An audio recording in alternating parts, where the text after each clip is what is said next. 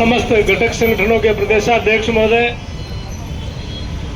महासंघ के जिला अध्यक्ष साहिबान और बहुत ही मोतियों से महंगे हमारे साथी जो अपने कार्यालयों में से अपना अमूल्य समय निकाल करके इस धरने में पधारे हैं, मैं ऐसे समस्त क्रांतिकारी साथियों का अभिनंदन करता हूं, स्वागत करता हूं। साथियों, आज का जो ये धरना है, ये निश्चित रूप से एक बात राजस्थान की सरकार तक पहुंचाने का प्रयास है कि राजस्थान की सरकार जो प्रयोग राजस्थान के कर्मचारियों पर करना चाह रही है, वो प्रयोग ज्यादा लंबे समय तक टिकाऊ नहीं है। राजस्थान का कर्मचारी जाग चुका है।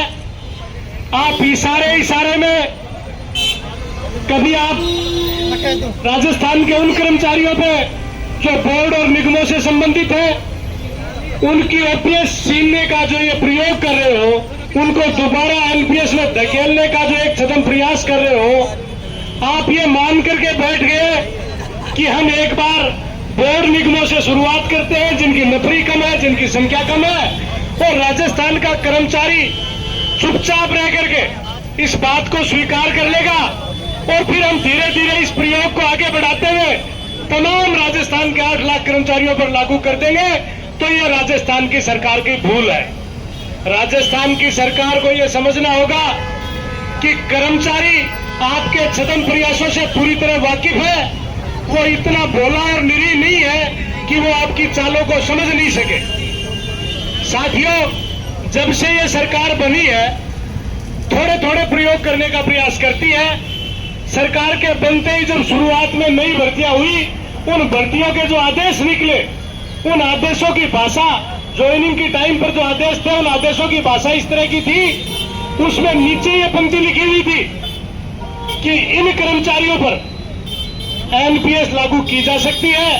हमारे कर्मचारी संगठनों ने, इस महासंघ ने उन आदेशों का पुरजोर विरोध किया, तो उन्होंने उस वक्त उस आदेश की भाषा बदल दी।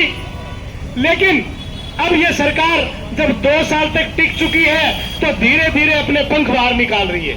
धीरे धीरे ये अपने प्रयोग वापस प्रारंभ कर रही है और इस प्रयोगों के सिलसिले में इसने पहला प्रहार किया कि बोर्ड निगम के जो कर्मचारी है, जो आर्थिक रूप से सक्षम नहीं है, वो विभाग, जो बोर्ड निगमों की बात कर रहा हूं, वो बोर्ड और निगम अपने कर्मचारियों पर पुनः एनपीएस लागू कर सकते हैं।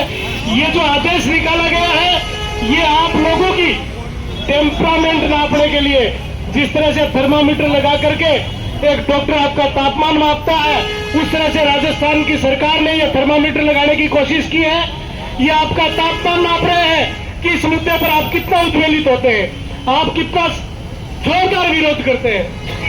आपका जो ये विरोध है, ये इस बात को तय करेगा कि ये प्रयोग आगे बढ़ेगा कि यही रुक जाएगा।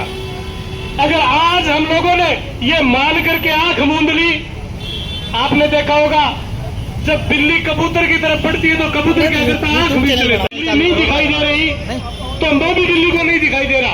अरे भाई, आंख तो कबूतर ने मीची है, बिल्ली ने थोड़ी मीची है। तो ये राजस्थान की सरकार हमारी ओर धीरे धीरे बढ़ रही है एनपीएस लागू करने की दिशा में। अगर हमने कबूतर की तरह से आंख मीच ली, सामना नहीं किया, तो यह प्रयोग आगे बढ़ता जाएगा और एक दिन राजस्थान के 8 लाख कर्मचारियों को लील जाएगा और आपकी जो एनपीएस है वो पुनः आपके ऊपर थोप दी जाएगी, ओपीएस खतरे में पड़ जाएगी।